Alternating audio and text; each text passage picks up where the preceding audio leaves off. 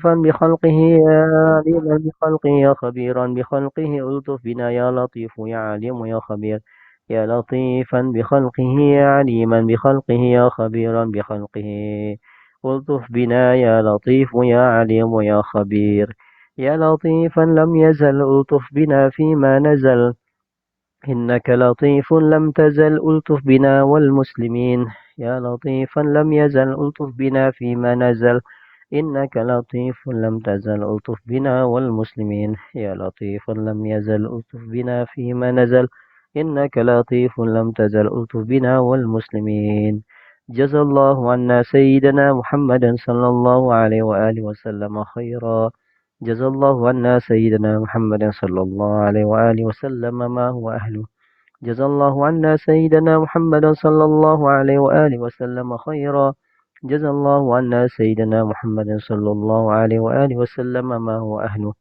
جزى الله عنا سيدنا محمد صلى الله عليه وآله وسلم خيرا جزى الله عنا سيدنا محمد صلى الله عليه وآله وسلم ما هو أهله الفاتحة بالقبول وتمام كل سول وبلوغ كل مأمول وتيسير الأمور وشفاعة الرسول سيدنا محمد المصطفى رسول الله صلى الله عليه وسلم الفاتحة الحمد لله رب العالمين الرحمن الرحيم مالك يوم الدين إياك نستعين الحمد لله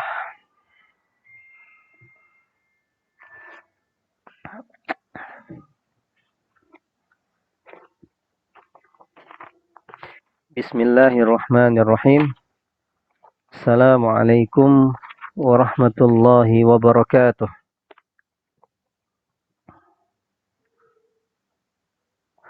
الحمد لله رب العالمين الحمد لله نحمده ونستعينه ونستهدي ونستغفره ونعوذ بالله من شرور أنفسنا وسيئات أعمالنا من يهد الله فهو المهتد ومن يضلل فلن تجد له وليا مرشدا وأشهد أن لا إله إلا الله وأشهد أن سيدنا محمد رسول الله صلى الله عليه وآله وسلم وعلى أزواجه وذريته وأهل بيته وأمهات المؤمنين وعلى أصحابه غر الميامين إلى يوم الدين وأن معهم برحمتك يا أرحم الراحمين. Sebelum kita mulai, sama-sama kita berdoa.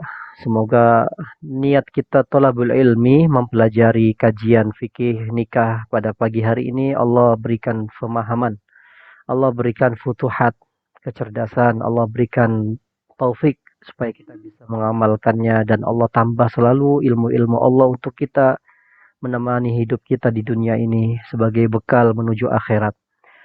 على هذه النية ولكل نية صالحة اللهم زدنا علما وارزقنا فهما اللهم فقهنا في الدين وعلمنا تأويل اللهم افتح علينا فتوح العارفين وارزقنا فهم النبيين وحفظ المرسلين وإلهام الملائكة المقربين سبحانك لا علم لنا إلا ما علمتنا إنك أنت العليم الحكيم اللهم يا معلم آدم علمنا اللهم يا معلم آدم علمنا ويا مفهم سليمان فهمنا ويا موتي لقمان الحكمة آتينا الحكمة وفصل الخطاب اللهم إنا نبرأ إليك من حولنا وقوتنا إلى حولك وقوتك يا ذا القوة المتين والحمد لله رب العالمين.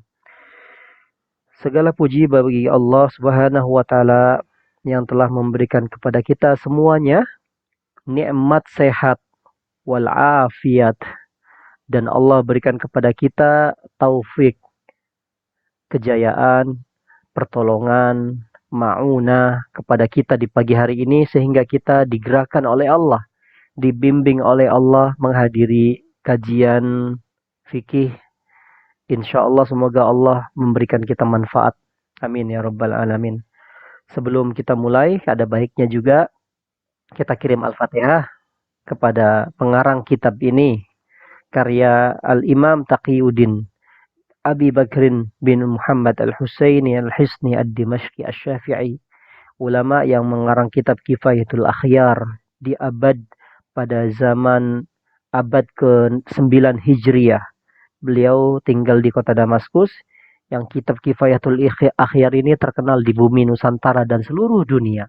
Sehingga kitab ini lebih lama dari usia biologisnya. Beliau bermanfaat sampai Allah jaga ya, sehingga kita bisa mengkajinya. Semoga kita diberikan syafaat dari orang-orang soleh nanti di akhirat. Amin. Karena kita mengkaji kitab-kitabnya, insya Allah kita dipertemukan dengan orang-orang besar yang diceritakan oleh sejarah. Al-hadihi niyya wa likulli niyatin shalihah ila ruhi Syekh Taqiyuddin Al-Hisni Al-Fatihah. A'udzubillahi minasyaitonir rajim. Bismillahirrahmanirrahim. Alhamdulillahirabbil alamin arrahmanir rahim maliki yaumiddin iyyaka na'budu wa iyyaka nasta'in. Ihdinas siratal mustaqim siratal ladzina an'amta 'alaihim ghairil maghdubi 'alaihim waladdallin. Amin. Barokah syamilah. Semoga keberkahan selalu menyerata, menyeluruh, melingkupi untuk orang-orang yang kita sayangi. Anak-anak kita mendapatkan berkah kita sebab ngaji kita pada pagi hari ini. Salawat dan salam tidak lupa kita sampaikan kepada baginda besar Nabi Muhammad sallallahu alaihi wasallam, yang mana dengan beliaulah kita bisa merasakan nikmatnya ibadah, bisa mengenal Islam yang indah, bisa mengenal hukum-hukum Allah, bisa mengenal syariat-syariat yang bermanfaat untuk kita sebagai umat Nabi Muhammad sallallahu alaihi wasallam. Saya pernah berkata, Bapak Ibu, tuan-tuan, Allah itu mengutus para anbiya, para nabi-nabi dan para rasul kepada umatnya masing-masing, itu bentuk sodakoh Allah. Ya, bentuk sodakoh Allah. Kepada siapa? Kepada umatnya nabi-nabi yang mereka dapati, nabi-nabi mereka. Jadi Allah memberikan setiap zaman, setiap pada zaman-zaman para nabi itu Allah sedekahkan para nabi dan para rasul kepada mereka pada zaman-zaman sekarang, sebelum zaman Nabi Muhammad. Sedangkan Nabi Muhammad diberikan kepada kita sebagai umatnya adalah bentuk hadiah dari Allah. Sedekah diberikan kepada orang yang membutuhkan, tapi hadiah diberikan kepada orang yang dicintai. Subhanallah, kita dijadikan umat Nabi Muhammad adalah hamba-hamba dan umat-umat yang dicintai Allah karena dihadiahi Rasulullah Shallallahu Alaihi Wasallam. Maka perbanyak solawat di hari apapun, jangan hanya di hari Jumat. Memang Jumat lebih utama, tapi hari-hari menemani kita, minggu-minggu menemani kita, bulan-bulan menemani kita, setiap tahun menemani kita. Perbanyak tabungan untuk akhirat kita. Bisa jadi solawat kita itu adalah saving kita ya, tabungan kita, investasi kita, supaya kita nanti ambil di sana. Jadi sebaik-baiknya ibadah adalah solawat. Semoga kita insya Allah menjadi ahli solawat, ahli qurb, orang yang terdekat dengan Nabi Muhammad, orang yang paling rapat dengan Nabi Muhammad Sallallahu Alaihi Wasallam. Tidak perlu jauh memandang, tapi kita berada di dalam majmu'ah, di dalam majelisnya Rasulullah SAW nanti di surga. Amin ya rabbal alamin. Bapak Ibu sekalian yang dirahmati Allah, kita sudah menjelaskan kemarin tentang syarat-syarat yang menjadi wali, ya, syarat-syarat dan rukun nikah. Kita masih ingat ya? Sekarang siapa saja sih yang menjadi wali-wali itu yang akan kita bahas pada pagi hari ini. Insya Allah kita akan membahas tentang macam-macam wali di dalam pernikahan. Qala al-muallifu, sebelum kita baca, kita terangkan, kita baca bahasa Arabnya dulu ya kitabnya. Qala al-muallifu rahimahullahu ta'ala wa adama an-naf'a bih wa bi barakati 'ulumihi fid darain amin. Qala pengarang Syekh Abi Suja dan juga Syekh Taqiyuddin Al-Hisni, beliau mengatakan di dalam kitabnya, faslun fil wilayah atau fil wulat wa ulati aulal wulati al abu summal jaddu abul ab summal akhu lil ab wal summal akhu lil abi summa ibnul akhi lil abi wal summa ibnul akhi lil abi summal ammu summa ibnuhu ala hadha tartib. Ya, pasal tentang berkaitan dengan wali-wali dalam pernikahan. Apa maknanya wa aulal wulat? Aula itu lebih priority, lebih pantas, lebih berhak, ya, lebih berhak yang menjadi wali, ya. Jadi sebelum kita menerangin wali, wali itu adalah salah satu merupakan 5 daripada rukun nikah yang kita terangi. Rukun nikah kan ada 5 kan? Pertama adanya suami, zauj. Kedua adanya istri, zaujah. Ketiga adanya siapa? Wali, ya. Keempat adanya 2 orang saksi. Yang terakhir adalah sighah, bentuk ijab dan kabul, ya. Jadi kalau kita di dalam perkawinan adanya wali itu adalah merupakan hal yang harus ada, dan wali merupakan penyebab sahnya akad nikah, dan juga begitu sebaliknya, akad nikah tidak sah apabila tidak ada wali. Maka di sini wali adalah salah satu rukun daripada pernikahan. Maka Abu Syuja di sini mengatakan wa aula al-wulat, orang yang paling berhak, orang yang paling layak, orang yang boleh jadi kita terjemahkan adalah orang yang paling dekat untuk paling dekat, maksudnya yang paling berhak untuk menikahkan adalah yang pertama ada al-abu. Di sini adalah orang yang pertama yang paling berhak menikahkan seorang wanita, seorang anak perempuan, anak putri, yang menikahkan pertama orang yang paling berhak adalah al-abu. Siapa al-abu? Ayah atau bapak, ya. Jadi ayahlah yang menikahkan putri-putrinya. Kemudian summal jaddu. Siapa jaddu? Jaddu itu grandfather, atuk, kakek. Siapa jaddu ini? Dari pihak siapa? Abul ab, ayahnya ayah. Jadi grandfather dari pihak ayah, kakek dari pihak ayah. Ya, yang pertama adalah yang paling berhak, urutannya adalah ayah, kakek, ya. Summal akhu lil abi wal saudara seayah dan seibu, atau kita istilahkan saudara kandung. Jadi saudara kandung kita, saudara laki-laki kita sekandung, itu adalah orang yang paling berhak, yang ketiga yang boleh menikahkan seorang wanita. Summal akhu lil ab, saudara seayah. Tahu nggak saudara seayah? Tadi kan saudara seayah seibu, ya. Ini artinya saudara kandung. Kalau saudara seayah itu artinya ayah kita menikah dengan ibu lain, wanita lain, ya, dengan istri lain. Dia melahirkan anak. Nah, ada anaknya laki-laki, itu namanya saudara seayah. Gitu, ya. Ayahnya sama, beda ibu. Itu namanya summal akhu lil ab, saudara seayah. Summa benul akhi lil abi wal anaknya saudara sekandung. Apa maknanya? Yaitu keponakan laki-laki. Summa benul akhi lil abi, anaknya saudara seayah, yaitu keponakan laki-laki dari saudara seayah. Summal ammu, yaitu paman. Summa benuhu, kemudian anaknya paman. Ala hada tertib, beginilah urutannya. Jadi pertama ayah, grandfather, kakek dari pihak ayah, kemudian saudara kita sekandung laki-laki, kemudian saudara laki-laki seayah yang menjadi wali kita, wali perempuan maksudnya, kemudian anaknya saudara sekandung yaitu keponakan laki-laki, kemudian anaknya saudara seayah yaitu keponakan laki-laki dari pihak saudara seayah, kemudian paman, kemudian anaknya paman, dan begitulah tertibnya, urutannya. Jadi begitu teman-teman. Begitulah yang dikatakan oleh Abu Syuja, urutan wali yang pertama adalah ab. Ab itu adalah ayah, ya. Ayah itu adalah yang menikahkan putrinya. Kalau tidak ada ayah, siapa Ustadz? Yang setelahnya, yaitu jad, kakek. Kakek di sini adalah abul ab, bapaknya bapak, ayahnya ayah, itu ya. Jadi dari pihak ibu boleh nggak? Ayah dari pihak ibu boleh nggak? Enggak.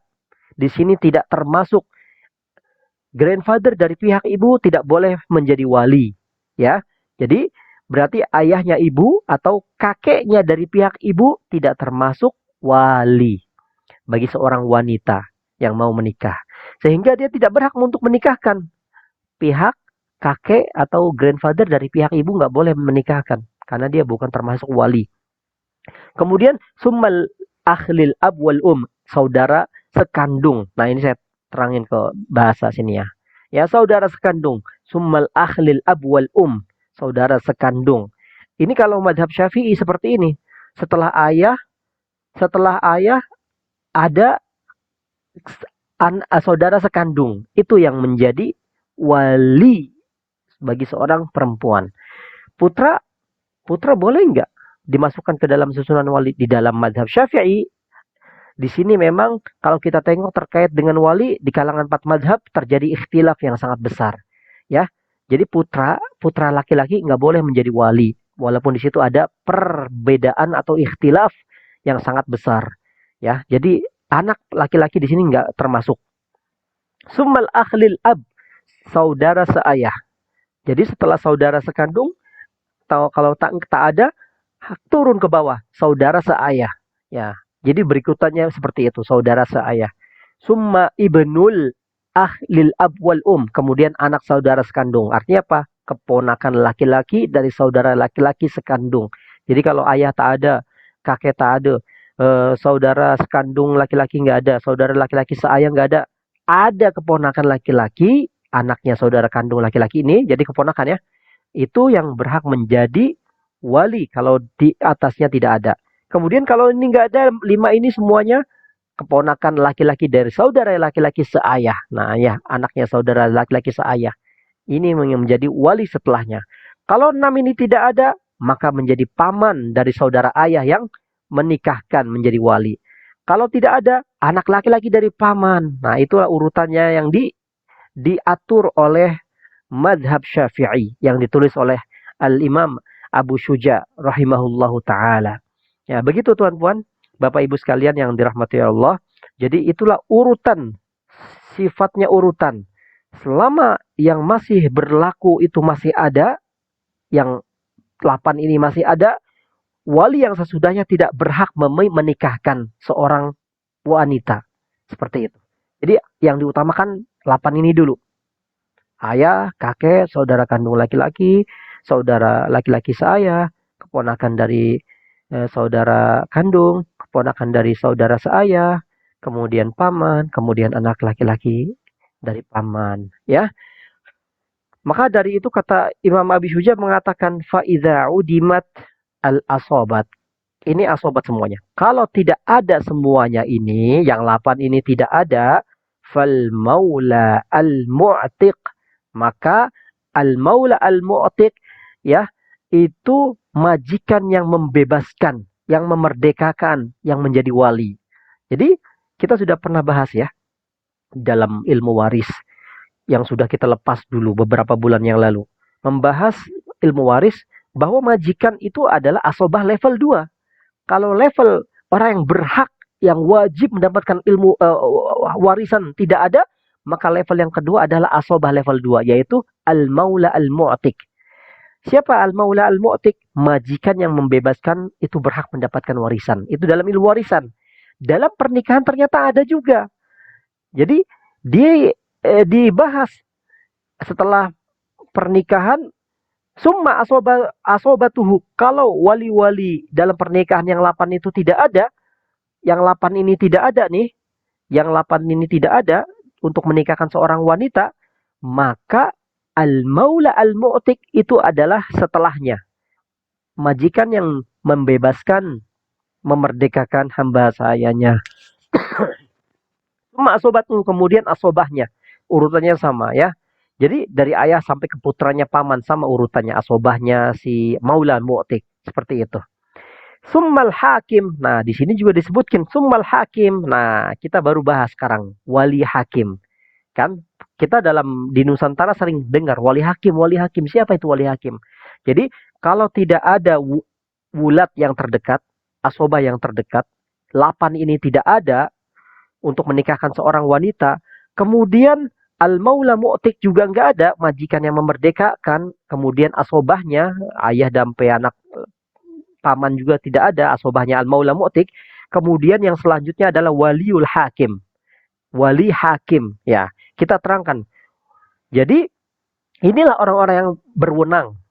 Inilah orang-orang yang berwenang yang berhak menikahkan atau menjadi wali.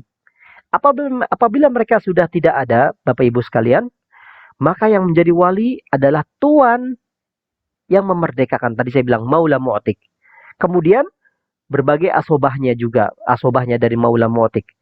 Urutannya berikutnya adalah wali hakim. Seperti Rasulullah SAW bersabda, "Fas-sultanu waliyun man la waliyalah." Ya, itu riwayat Abu Daud ya dan At-Tirmizi. As-sultanu itu artinya sultan atau hakim adalah walinya orang yang tidak mempunyai wali. Nah, kita bisa ambil dari hadis ini sebagai dalil. Kita sering dengar wali hakim, wali hakim, wali hakim, ya kan? Jadi sultan itu artinya penguasa. Penguasa di dalam negara, kalau di Nusantara kita sebut presiden. Nah, di dalam kepresidenan, si presiden itu menunjuk satu menteri yang bernama Menteri Agama. Misal, Menteri Agama lah yang membuat badan departemen urusan tentang pernikahan, perkawinan. Nah, Menteri Agama membuat badan khusus juga di dalamnya. Departemen apa? Kantor KUA ya. Kantor ya, kantor agama. Kantor KUA itu apa sih? Kantor kantor urusan agama ya, Neng ya? Iya, kantor urusan agama.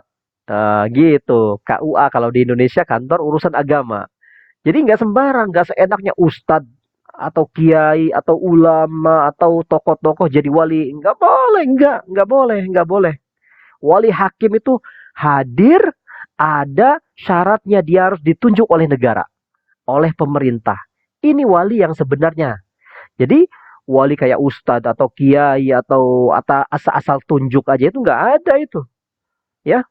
Jadi kalau seandainya walinya nggak ada, nasab wali ayahnya nggak, kalau kakek yang nggak ada, seterusnya nggak ada, semuanya nggak ada, wanita atau perempuan maka dinikahkan oleh si wali hakim. Di sini negara berperan, pemerintah berperan. Ya, contoh, ada wanita cantik. Ya salam. Wanita cantik ini dia sendirian. Atau kita sebut misal dia korban korban bencana lah. Saudara, orang tuanya semuanya pada meninggal dunia. Misal. Jadi kalau wanita ini ingin menikah, yang jadi walinya siapa? Yang jadi walinya adalah wali hakim. Kenapa? Karena walinya udah nggak ada semua. Udah meninggal rahimahumullah. Contoh ini Maya misal. Jadi walinya nggak ada. Nah, seperti itu. Atau ada walinya tapi nggak memenuhi syarat. Dia bukan Islam, maka nggak boleh jadi wali. Ya. Atau dia belum balik, nggak boleh jadi wali. Atau dia bukan laki-laki, ini nggak boleh jadi wali. Atau dia budak, nggak boleh. Seorang wali harus merdeka, harus berakal, harus mukallaf, harus beragama Islam. Ya enggak? Jadi ada seperti itu. Ya, Muslim cocok jadi wali, berakal dia bisa jadi wali. Ya seperti itu ya. Nah, jadi seperti itu. Jadi harus memenuhi syarat kalau menjadi wali itu. Nah, contohnya ada lagi gini. Ada wanita cantik lagi. Wah, saya kasih misal wanita cantik ini, ibu-ibu yang hadir juga wanita cantik insya Allah. Dunia akhirat untuk suaminya. Wanita cantik muslimah baik banget. Mau menikah dengan laki-laki yang sekufu. Wanita ini dia punya berdikari, punya punya usaha, punya rizki, ya kan? Soleha, pinter ngaji, pinter agama. Ketemu calon suaminya sekufu. Rizkinya ada, kerjaan ada, biaya ada, pinter juga, ganteng juga. Kemudian apa lagi? Pinter agamanya juga, soleh, masya Allah baik. Terus ada wali yang menolak dia. Ada wali yang gak setuju, orang tua yang gak setuju. Laporin aja tuh orang tua. Ini orang tua yang gak ngerti. Makanya kalau misalnya ada seorang calon suami ingin meminang putri kita, dan kita tahu dia ini laki-laki yang soleh. Masya Allah. Dia itu laki-laki yang bertanggung jawab. Punya usaha, punya dakhlah, punya income. Maka kalau dihalang-halangi ini menjadi asim, menjadi dosa. Kalau perlu, kalau tak ada yang setuju, wali hakim turun tangan. Seperti itu ya. Nah, tahu kita kita selesaikan problem ini kalau calon suami datang, si orang tua tidak menyetujui untuk menikahkan si putrinya, putri padahal suka, ya kan? Si wali tidak mau menikahkan, wali hakim kita adukan ke wali hakim supaya kita secara kekeluargaan kita diselesaikan. Ya, jadi wali hakim ini diangkat oleh siapa? Oleh Kementerian Agama. Kementerian Agama ditunjuk oleh siapa? Oleh Sultan, oleh Presiden. Itulah yang disebut. Jadi nggak sembarang ada ustadz pinter agama dia. Ente jadi kayak saya nih. Saya di Dubai kan jadi ustadz nih kan. Saya padahal di Damaskus nggak jadi ustadz saya. Bukan ustadz sebenarnya saya ini. Saya belajar di Damaskus waktu saya dulu kuliah itu nggak dipakai, nggak ngaji seperti ini. Hanya masuk Dubai, saya dijadi ustadz usadin. Ya Allah, semoga saya tidak takabur ya, tidak sombong. Ini hanya sharing. Saya bukan ustadz sebenarnya. Saya ini hanya dititipi ilmu saja dan kita sharing kebaikan, ilmu-ilmu Allah ya. Di Damaskus banyak kawan-kawan saya ngambil master, ngambil doktor, mereka terpakai. Hanya saja Allah kirim saya ke Dubai mencari rizki. Nah, disinilah kita jumpa dengan kawan-kawan akhirnya terbentuk pengajian. Nah, di Dubai saya memberikan kajian-kajian. Alhamdulillahirabbil alamin dengan izin Allah. Banyak kawan-kawan, saudari-saudari saya di Indonesia yang ada di Dubai itu manggil saya, Ustaz Mursalin, jadi wali dong, nikahin saya dong. La haula wala quwata illa billah. Ini namanya musibah. Enggak sembarang saya jadi wali mereka. Enggak boleh seperti itu. Ya, nikahin saya dong. Aduh, kata saya dia orang. Banyaklah kejadian-kejadian hampir 1 bulan tuh pasti ada yang minta tolong dinikahin. Ustaz, tolong nikahin saya biar saya tidak terjadi zina. Ente nikah tuh yang bener tuh, ada konsul, ada embasi. Nikah nikah ke sono ya, baik-baik. Itu yang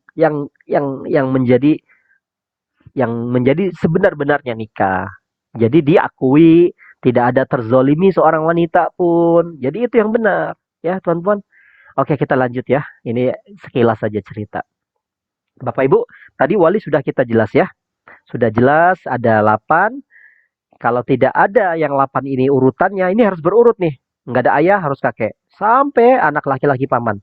Tidak ada laki-laki, tidak ada semuanya ini 8, maka maula mu'tik, majikan yang memerdekakan itu berhak. Setelahnya tidak ada, maka asobahnya. Kalau tidak ada yang terakhir, wali hakim. Yaitu kantor urusan agama kalau di Indonesia. Kita lanjut kepada khitbah. Wala yajuzu ayyusarriha bi khitbati mu'taddah. Masya Allah, ini jelas nih.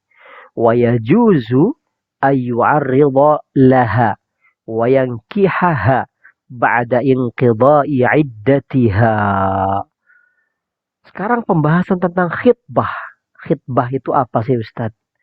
Khitbah itu artinya izharur rughbah fi zawaji bi imra'atin muayyanatin.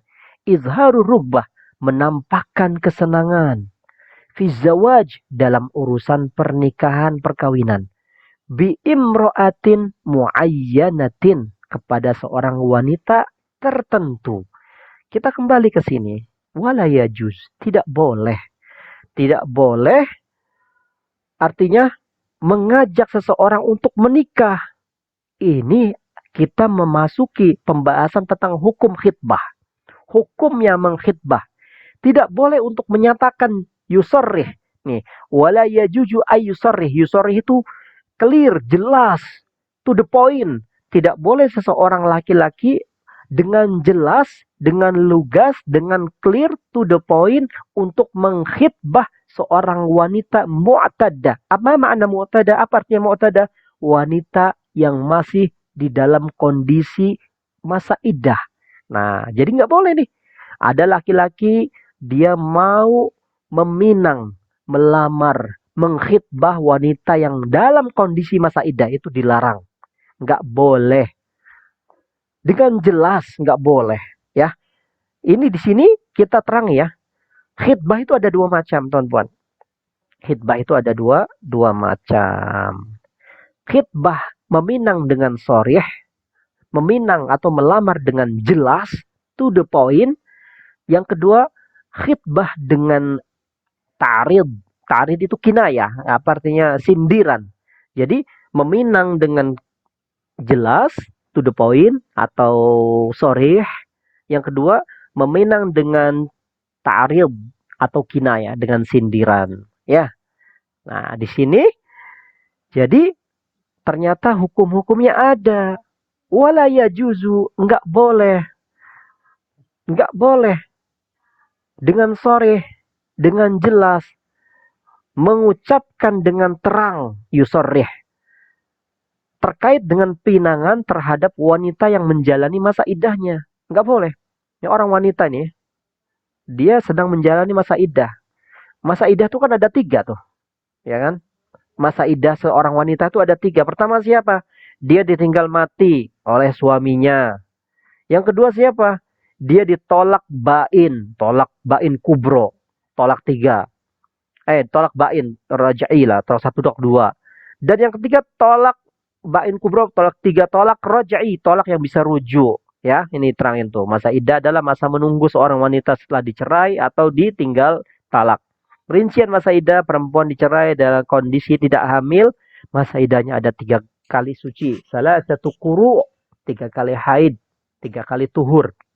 Perempuan yang suaminya wafat, masa iddahnya 4 bulan. Ya, 10 hari. Al-Baqarah 234, ini dalil Quran. Perempuan yang diceraikan dalam kondisi hamil, masa iddahnya hingga melahirkan. Surat At-Talaq ayat 4. Kenapa ini nggak boleh? Karena dalam masa iddah itu masa mensucikan benih-benih dari sebelumnya. Ya, nah itu semuanya tidak boleh dipinang dengan soreh. Di sini di kaidahnya nggak boleh soreh. Soreh itu artinya jelas. Ada orang laki-laki datang ke wanita yang lagi masa iddah. Soreh dengan jelas. Dengan jelas itu saya terangin ya. Saya terangin dengan jelas itu lafadznya yang sifatnya to the point. Misalnya dia bilang gini, seorang laki-laki datang. Hai wanita, hai perempuan, aku ingin menikahimu. Maukah kamu maukah kamu menikah denganku? Nah, itu nggak boleh tuh. Termasuk melamar, mengkhitbah dengan jelas. Itu nggak boleh. Ya, yang boleh bagaimana? Yang boleh bagaimana meminang wanita yang sedang masa iddahnya. Nih, di sini diterangin. Wa yajuzu ayyu'arridha. Maka dibolehkan meminang wanita yang masa iddahnya dengan cara apa? Yu'arrid. Kinaya, pakai sindiran. Wa yankihaha ba'da inqidha'i iddatiha, dan menikahkan wanita tersebut setelah dia selesai masa iddahnya. Jadi, kita dibolehkan, kita sih, jangan kita lah. Laki-laki boleh menikah, boleh meminang wanita yang masa iddahnya masih berlaku dengan cara menyindir, sindiran lah ya, menyindir dengan pinang. Lalu menikah setelah masa iddahnya selesai. Jadi kalau ngomongnya itu tidak sorry, tidak to the point, itu boleh. Misalnya gini, ketika seseorang wanita itu mengalami atau menjalani masa iddahnya, kemudian datang seorang laki-laki dan dia berkata, wanita seperti engkau. Wanita seperti engkau itu adalah termasuk salah satu wanita yang sesuai dengan kriteria saya, kemauan saya. Ini boleh ini. Jadi nggak perlu ditafsir ulang, ya. Ditafsiri ada keinginan, atau bisa juga kita mengatakan contoh lain, saya itu mengangan-angankan tipe wanita yang cocok untuk menjadi ibu dari anak-anak saya. Ya salam. Itu namanya sindiran, ya. Yang seperti wanita yang seperti engkau itu kayaknya cocok, dan saya suka wanita seperti engkau untuk menjadi ibu dari anak-anak saya. Ah, itu namanya sindiran itu. Dalam pinangan khitbah semacam ini meminang wanita yang masa iddah itu boleh dengan cara sindiran. Lebih halus lagi bilang gini boleh. Contoh, banyak contoh. Wahai wanita, kalau kamu selesai masa iddahmu, tolong jadikan saya orang pertama yang kau beritahu. Ya salam. Ini contoh meminang dengan cara sindiran, ya. Jadi tolong beritahu saya laki-laki yang pertama. Gitu. Jadi boleh meminang dengan cara yu'arrid, sindiran. Kinayah, dengan cara menyindir wanita tersebut. Itu boleh. Terus setelah habis masa iddahnya baru dah nikahin. Apa dalilnya Ustadz? Ada dalilnya enggak? Ada dong. Dalilnya ada.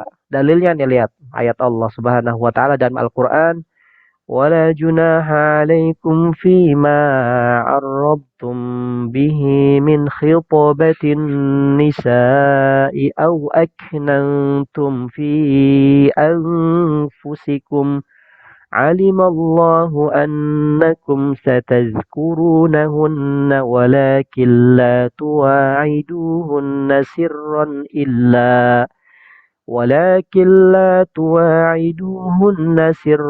إلا أن تقولوا قولا معروفا. Dan tidak ada dosa bagi kamu laki-laki meminang wanita-wanita itu dengan sindiran, atau kamu menyembunyikan keinginan mengawini mereka, wanita-wanita tersebut ya, dalam hatimu. Allah mengetahui bahwa kamu akan menyebut-nyebut mereka. Ini dalilnya. Dalil Al-Quran. Allah bersabda. Jadi seorang laki-laki boleh meminang dengan cara sindiran kepada wanita yang sedang menjalani masa iddahnya. Ya, tidak dosa. Tidak dosa kata Allah Subhanahu wa taala dengan cara sindiran. Atau Rasulullah SAW juga pernah, ya, kita ceritakan ya, Rasulullah SAW punya dalil. Di sini Rasulullah SAW bersabda, "Idza halalti fa'azinini fa'azantuhu fakhotobaha Muawiyah wa Abul Jaham bin Tuhair wa Usama bin Zaid." Qala Rasulullah SAW, "Amma Muawiyah farajulun taribun la ma'ala lah, wa amma Abu Jaham farajulun darabun lin nisa." Nah, ini hadis yang diceritakan oleh Ibnu Majah ya. Kita artikan, Rasulullah SAW pernah dulu mengucapkan kata-kata kinayah, pernah mengucapkan kata-kata sindiran, tarib. Kepada siapa? Untuk niat khitbah. Rasulullah pernah mengucapkan kalimat khitbah, meskipun Rasulullah khitbahnya itu untuk orang lain, bukan untuk Rasulullah, bukan. Jadi dibolehkan. Siapa itu? Jadi Rasulullah SAW yang Rasulullah SAW perlakukan, ia adalah Fatimah. Kisah yang di sini adalah Fatimah binti Qais. Fatimah binti Qais ini dia ditalak 3 oleh suaminya. Talak oleh suaminya. Kemudian Rasulullah SAW berpesan kepada Fatimah binti Qais, "Idza halalti fa'azinihi," kata Rasulullah kepada Fatimah ya. Jadi Rasulullah bersabda kepada Fatimah, "Wahai Fatimah binti Qais, kalau kau sudah halal," maksudnya halal apa? Kalau kau sudah lepas dari masa iddah, fa'azinini, maka beritahu aku. Gitu kata Rasulullah kepada Fatimah binti Qais. Begitu selesai masa iddah, si Fatimah binti Qais ini kemudian dia beritahu kepada Rasulullah. Maka Rasulullah SAW dikasih tahu, "Ya Rasulullah SAW, ada 2 laki-laki yang meminang saya." Jadi ada wanita yang meminang Fatimah binti Qais sebelum Rasulullah SAW meminangkan. Ya, Fatimah binti Qais didatangi oleh 2 orang laki-laki. Siapa? Muawiyah dan Abul Jaham. Abul Jaham dan Muawiyah ini datang sebelum Rasulullah SAW meminang dengan cara sindiran. Ya, jadi sebelum Rasulullah datang ada 2 orang laki-laki, Muawiyah dan Abul Jaham. Siapa itu? Mereka itu adalah yang meminang sebelum Rasulullah datang. Kemudian Rasulullah SAW menasihati Fatimah binti Qais. "Ya Fatimah binti Qais, menikahlah dengan Usama bin Zaid. Jangan menikah dengan Muawiyah dan Abu Jaham. Jangan. Menikah saja ente dengan sahabatku yang bernama Usama Abu Zaid." Artinya apa? Rasulullah meminangkan untuk orang lain, yaitu sahabat yang bernama Usama bin Zaid. Jadi di sini dengan sindiran Rasulullah SAW pernah melakukan. Fatimah itu Rasulullah SAW dengan sindiran, tapi bukan ucapan sorry, bukan ucapan to the point, nggak boleh itu ya. Meskipun pinangannya Rasulullah untuk orang lain. Jadi tuan-tuan, Bapak Ibu jamaah sekalian dirahmati Allah, meminang ini hukumnya, hukum meminang wanita itu di dalam masa iddah berlaku bagi orang yang meminang ingin menikahkan wanita tersebut. Termasuk Ketika kita mau menikahkan orang lain dengan sindiran boleh. Berlaku juga seperti itu, seperti Rasulullah menikahkan si Usama bin Zaid.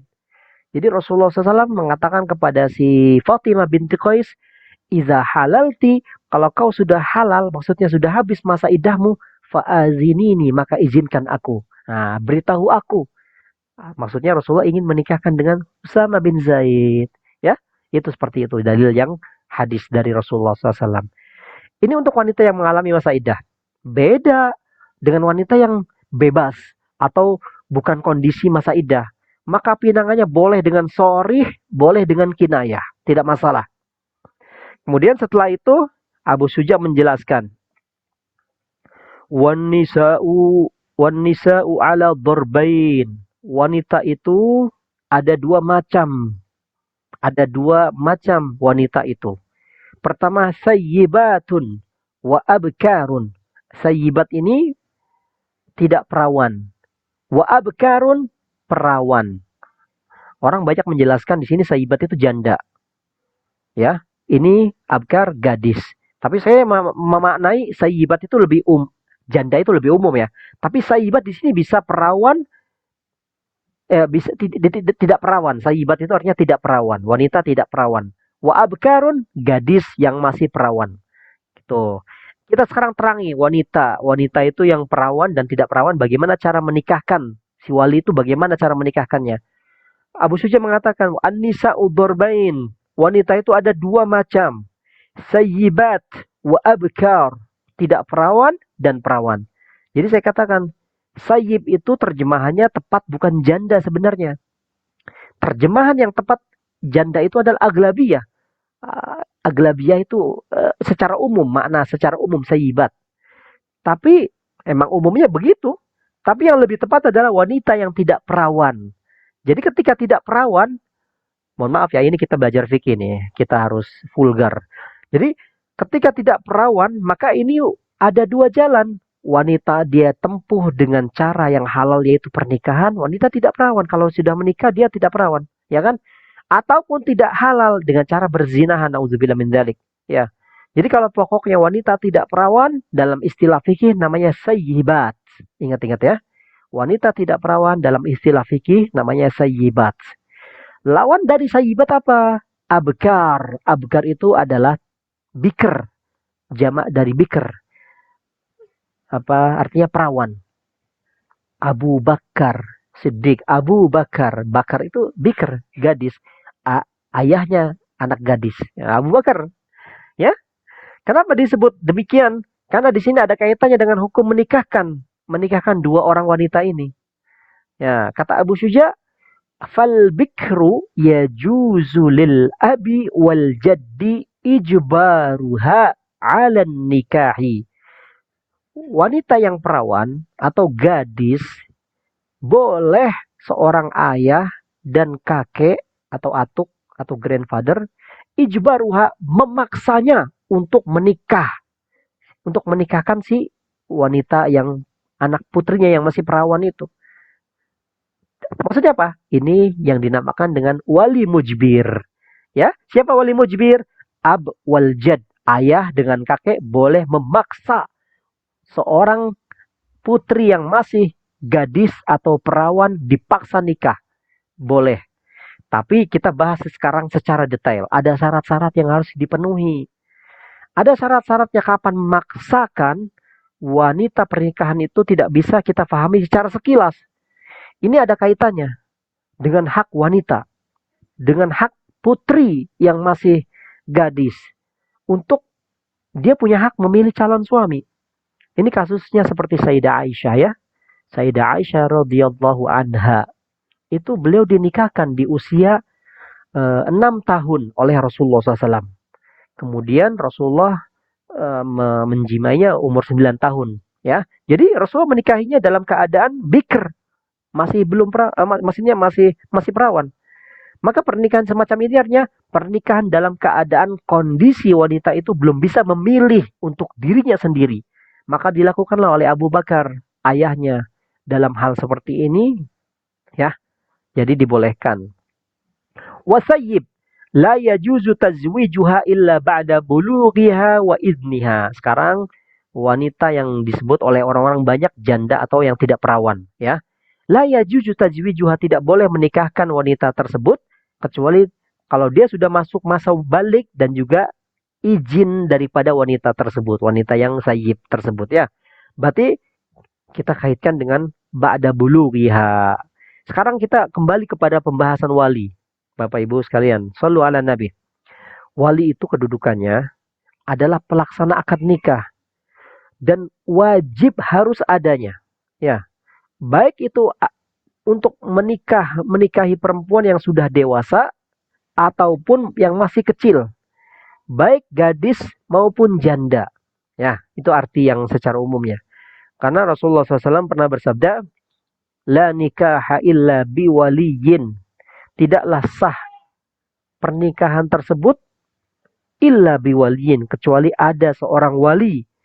Kemudian wasyahidai adlin, dan 2 orang saksi yang adil. Wa man kana min nikahin ala ghairi dzalika fahuwa batilun. Kalau tidak demikian, tidak ada wali atau tidak ada 2 saksi, maka nikah itu batal. Maka itu tidak sah. Maka kita sekarang belajar wali mujbir itu siapa saja. Apa pengertian definisi wali mujbir? Nih yang kita sekarang sebut nih. Ab dan jad. Dia ijbar, dia memaksa anak putrinya untuk menikah. Kita jelasin dulu. Wali mujbir itu, wali itu terbagi 2. Wali mujbir dan wali ghairu mujbir. Ya. Wali mujbir ialah seorang wali yang memiliki hak untuk menikahkan anak perempuan yang berada di bawah naungan perwaliannya tanpa izin dan keridhaan wanita tersebut, tanpa izin putrinya tersebut. Itu namanya mujbir. Tanpa izin, tanpa keridhaan, itu dipaksa. Sedangkan wali ghairu mujbir adalah seorang yang tidak memiliki daya paksa untuk menikahkan anak perempuannya, melainkan harus dengan izin tersebut. Yaitu yang saya katakan tadi, sayyib. Ya, ini harus dengan izinnya. Ya, ulama Syafi'iyah, ulama-ulama dalam madhab Syafi'i itu menentukan wali mujbir itu sebagai seorang yang memiliki daya paksa. Dia punya wewenang untuk memaksa putrinya untuk menikahkan anak perempuannya yang masih kecil ataupun yang sudah dewasa tanpa izin dan ridhonya. Tapi ada syarat. Ulama-ulama Syafi'i mensyaratkan. Syaratnya apa? Tidak ada permusuhan di antara wali dengan anak. Si ayah, ab atau kakek, dia dengan putrinya tidak ada permusuhan. Gak boleh, munazaat gak boleh. Syarat yang kedua, tidak ada permusuhan keluarga yang terus-menerus dan nyata di antara anak perempuan dengan calon suaminya. Tidak ada antara anak perempuan dengan calon suaminya, tidak ada. Tidak ada permusuhan. Dan syarat yang ketiga, keduanya harus sekufu. Sekufu itu sama-sama melengkapi, menyerupai. Mapan, soleh. Dua-duanya soleh, soleha, ya kan? Ini. Dan calon suami mampu menyegerakan membayar mahar. Itulah syarat-syarat yang harus terpenuhi oleh sahnya wali mujbir atau ijbarun nikah. Ya. Apabila syarat-syarat yang tadi salah satu ada yang tidak terpenuhi, maka ijbarnya, nikahnya enggak sah, yaitu batal. Ya, seperti itu ya. Nah, di sini meskipun demikian, wali yang mempunyai hak ijbar itu dia hanya mengkawinkan sebatas itu saja. Dan dia tidak menafikan keinginan anaknya. Tapi di sini ulama-ulama Syafi'i menasehati, membimbing kita dan menasehati kita dan menganjurkan kita kepada si wali-wali ini agar tetap meminta izin kepada putrinya, meminta persetujuan kepada putrinya. Afdaluha wal mustahabbu ayyusta'zana fi tazwijiha. Itu kalimatnya. Jadi ulama-ulama Syafi'i mengarahkan, mengajarkan kepada wali afdaluha, lebih baiknya, wa yustahabbu ayyusta'zana, lebih baiknya dianjurkan untuk minta izin kepada si putrinya. Dengan demikian si putri itu dia merasa dihargai, ya. Si putri anak perempuan kita itu dihargai dan diberikan ruang, diberikan kesempatan, kuasa dia menyukai sesuai dengan hatinya. Tapi lagi-lagi tuan puan, kenapa ada ijbar dalam nikah? Kenapa ada wali mujbir? Karena di sini orang tua itu mempunyai hak masing-masing untuk menentukan suatu perkara, ya. Kembali lagi. Seorang tua itu mempunyai hak menentukan suatu perkara. Misalnya bapak atau kakek, grandfather. Mereka sebagai orang tua, masing-masing mereka itu mempunyai keinginan untuk mengarahkan anaknya, membimbing anaknya. Sedangkan anaknya juga mempunyai hak. Ayah mempunyai hak, putri mempunyai hak. Karena dialah si putri ini yang akan menjalani perkawinan, menjalani mahligai rumah tangga, ya enggak? Jadi jangan sampai hak yang dimilikinya menjadi terperosot ke dalam lubang maksiat. Oleh karena itu, keduanya harus saling menghormati satu sama lain yang dimiliki masing-masing. Orang tua punya hak, si putri, anak perempuan punya hak. Anak menghormati haknya, ijbar yang dimiliki orang tua, paksa. Begitupun sebaliknya, orang tua menghormati anak haknya yang akan menjalani perjalanan perkawinan mahligai rumah tangga itu. Apabila sama-sama menjalani hak-haknya sesuai, insya Allah pasti akan ada jalan keluar bagi keduanya. Intinya wa amruhum syura bainahum. Musyawarah lebih utama. Jadi harus sama seperti itu. Karena pernikahan itu umurnya panjang. Pernikahan itu ibadah. Pernikahan itu ibadah yang terpanjang. Masya Allah. Saling melengkapi, saling menyempurnakan. Ya. Jadi dalam menghukumi kawin paksa, berlandaskan pendapat ijma ulama Syafi'iyah, kita belajar tentang Syafi'i saja, sampai saat ini tidak ada barometer yang menyebutkan mempunyai dampak menjerumuskan. Jadi orang tua memaksa untuk menikahkan bukan tujuan untuk menjerumuskan, bukan. Jadi kebolehannya ada. Kebolehan tersebut mempunyai hikmah bahwa kawin paksa itu sejatinya adalah salah satu bentuk pengarahan, bimbingan orang tua kepada anaknya untuk tidak salah memilih pendamping hidup.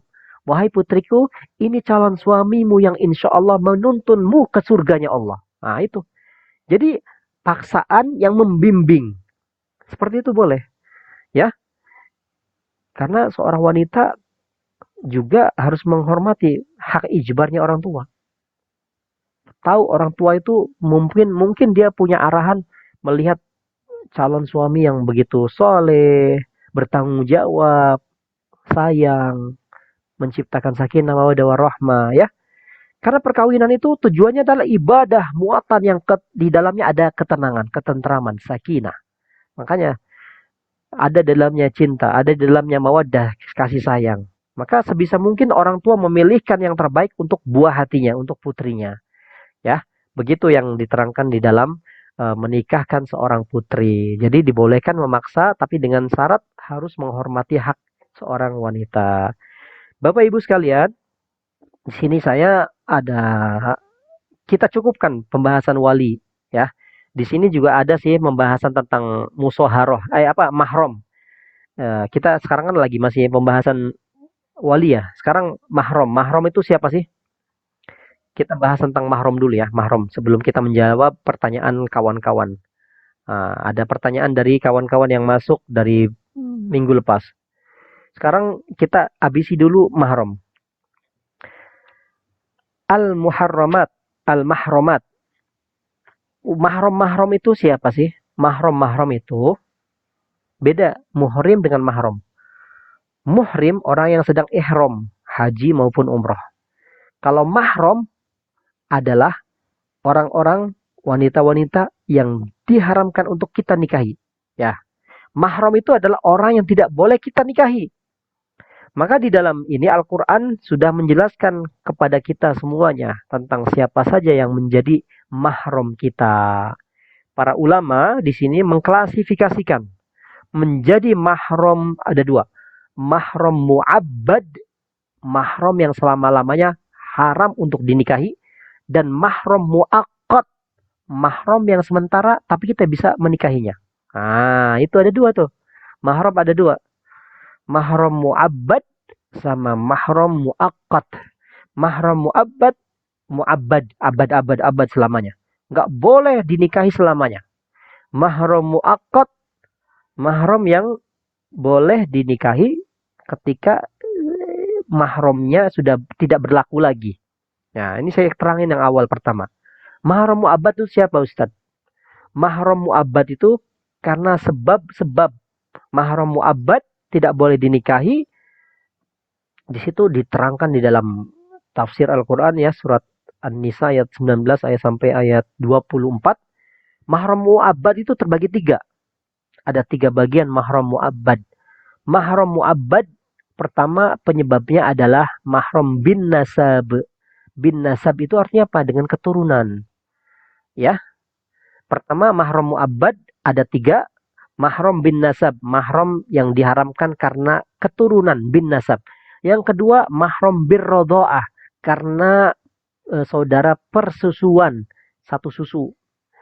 Kemudian yang ketiga mahram bil musoharat, karena ada tali pernikahan. Ya, ini mahram mu'abbad yang haram, tidak boleh dinikahi selama-lamanya.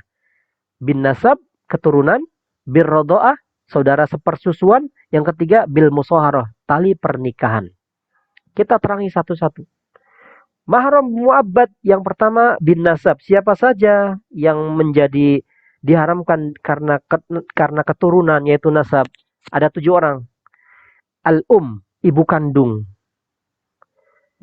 Al-jaddah, nenek kandung. Ketiga, al-bintu, putri kandung. Keempat, al-ukht, saudari kandung. Yang kelima, saudari kandung ayah. Maksudnya bibi, ya. Saudari kandung ibu, bibi.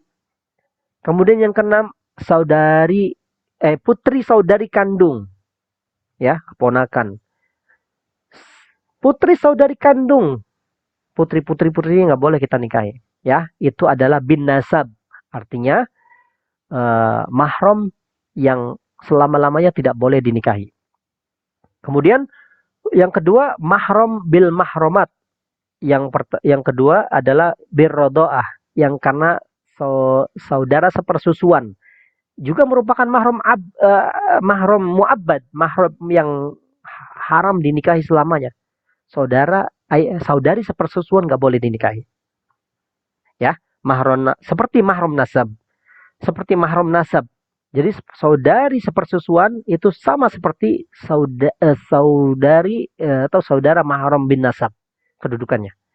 Yang ketiga mahram bil musaharah, disebabkan pernikahan. Contohnya apa? Maksudnya bil musaharah. Mahram yang haram dinikahi disebabkan tali pernikahan. Contohnya zaujatun nabi, astagfirullah. Zaujatu abi. Nah, contohnya apa? Ibu kita. Maksudnya gimana ibu kita itu? Zaujatu abi. Maksudnya apa? Bapak punya istri yang kedua, punya istri yang ketiga. Nah, istri artinya apa? Ibu tiri ya enggak? Ibu tiri itu mahram kita, mu'abbad. Nah, gitu maksudnya. Ya enggak? Itu ya, mahram yang bil musaharah, tali pernikahan. Jadi menikahi ibu tiri itu tidak boleh. Mahram mu'abbad, mahram kita itu, yang selamanya nggak boleh dinikahi. Yang selanjutnya, zaujatul ibni, menantu kita. Ya, itu tidak boleh kita nikahi.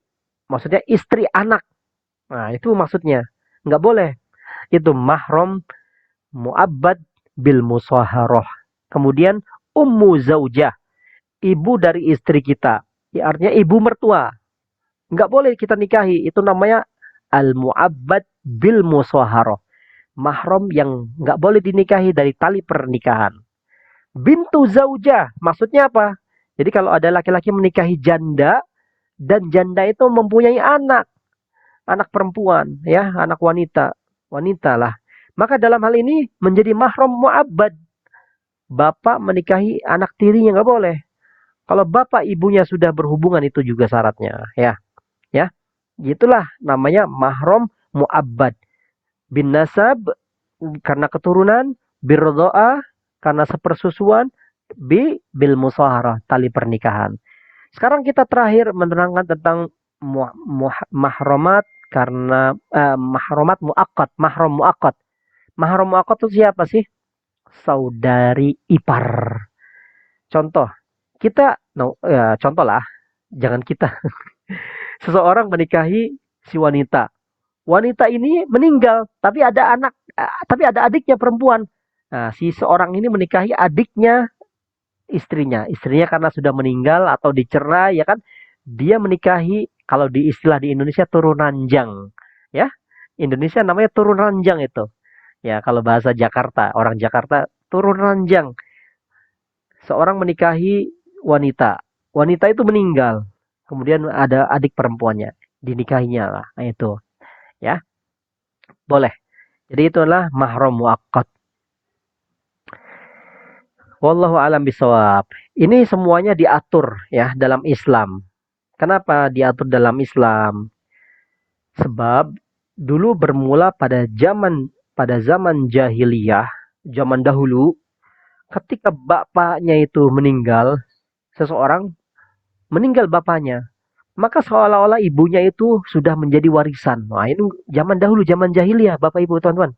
Ya, zaman jahiliyah itu orang-orang Arab, ayahnya meninggal, tinggal ibunya. Ibunya itu menjadi warisan.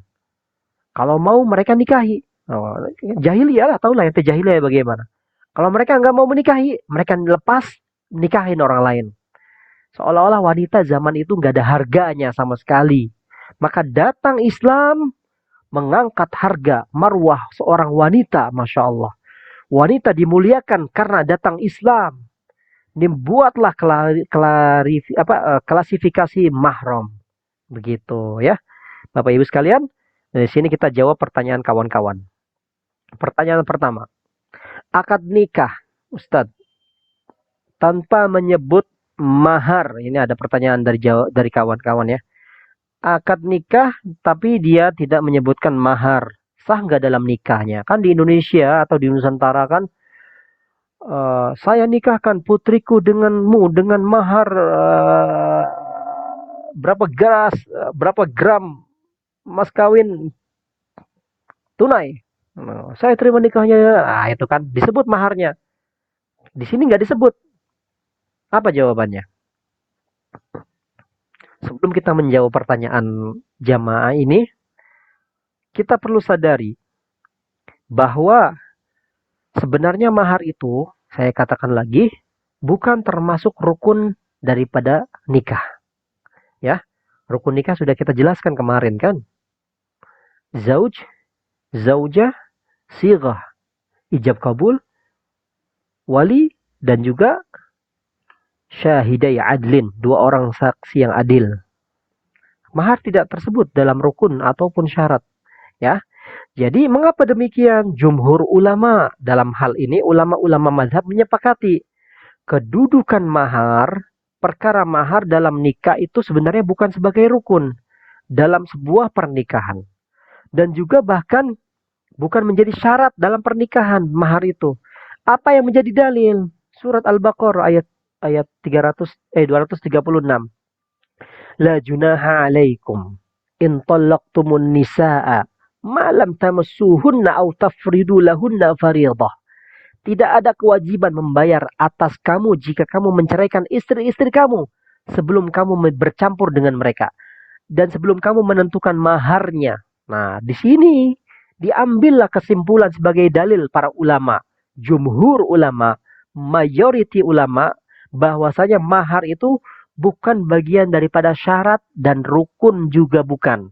Ya, hanya saja teman-teman, dia hanya menjadi kewajiban, bagian dari kewajiban dari hukum pernikahan. Mahar tetap menjadi kewajiban bagi seorang laki-laki terhadap wanita. Hanya saja tidak termasuk ke dalam rukun. Nah, di sini Al-Imam An-Nawawi dalam kitab Raudhatul Talibin, dalam kitabnya Raudhatul Talibin, beliau memperkuat pendapat ini karena bukan bagian dari rukun, maka penyebutan disebutnya mahar dalam akad nikah ya, ternyata tidak membuat akad nikah itu batal. Tidak. Jadi disebut atau tidak disebut nggak merusak akad. Jadi penyebutan mahar dalam akad nikah itu sesuatu yang bukan hal yang harus dilakukan. Nah, saya ulangi lagi, penyebutan mahar bukan sesuatu hal yang harus diucapkan, dilakukan. Oleh karena itu, maka karena bukan bagian dari hukum rukun dan syarat, maka penyebutan mahar dalam akad nikah itu hal yang bukan hal yang diharuskan. Artinya dalam pelafazan ijab dan qabul saat itu tanpa ada penyebutan nominal mahar, berapa maharnya, bukan berarti akadnya batal, bukan. Ini sudah dianggap sah walaupun tidak disebut nominal mahar, ya. Itu mazhab Syafi'i dan Hambali menghakimi mustahab untuk menyebut. Nah, mazhab Syafi'i dan mazhab Hambali dibolehkan untuk menyebut dalam akad nikah penyebutan mahar. Alasannya kenapa? Di sini ada alasan. Karena Rasulullah SAW sendiri setiap dalam akad nikah kepada istri-istrinya Rasulullah SAW beliau menyebut mahar dalam menikah. Selain itu juga dia supaya disarankan disebutkan di akad agar tidak terjadi sengketa di kemudian hari, itu boleh, ya. Dalam mazhab Syafi'i dibolehkan agar tidak terjadi fitnah di kemudian hari. Nah, itu ya. Jadi paham ya penanya. Sini ada yang kedua penanya. Suami istri menjadi mu'allaf, Ustadz. Haruskah mereka mengulangi akad nikahnya? Aduh, ini pertanyaannya berat nih. Suami istri tadinya non-muslim. Contohlah dia Kristen. Dia mu'allaf, masuk Islam. Dia mengulangi akadnya enggak? Nah, di sini kita sekarang jelaskan. Suami istri tadinya dia bukan Islam. Dia non-muslim. Kemudian dia masuk Islam. Maka orang-orang menganggap pernikahannya tidak sah. Bagaimana kita mengetahui pendapat ulama? Kita bahas. Secara ijma ulama mereka sepakat. Ulama-ulama sepakat bahwasanya kalau kedua pasangan ini sama-sama masuk tadinya dia non muslim dari kalangan ahlul kitab atau kalangan majusi atau nasrani, maka ketika mereka bersyahadat mereka masuk Islam, maka keduanya tidak perlu mengulangi akad, ya, tidak perlu mengulangi akad. Tapi nanti diperinci lagi. Kalau ternyata suami duluan masuk Islam, si istri belum masuk Islam, nah, maka status pernikahannya masih menggantung sampai masa iddah keduanya itu selesai. Masa iddah si wanita itu. Jadi nggak boleh bersetubuh. Suami masuk Islam, si istrinya masih non Muslim dia. Maka ini udah pernikahannya sudah nggak boleh dia berhubungan suami istri, nggak boleh. Suaminya masuk Islam duluan tuh. Jadi nggak boleh bersetubuh dengan istrinya yang masih non Muslim. Harus menunggu masa iddahnya salah satu quru, ya, 3 kali haid. Kalau ternyata masa iddahnya si istri itu masuk Islam, saat masa iddah si istri masuk Islam, maka tidak perlu mengulangi akad, ya. Jadi si istri itu belakangan dia masuk Islam, baru dapat hidayah. Nah, itu.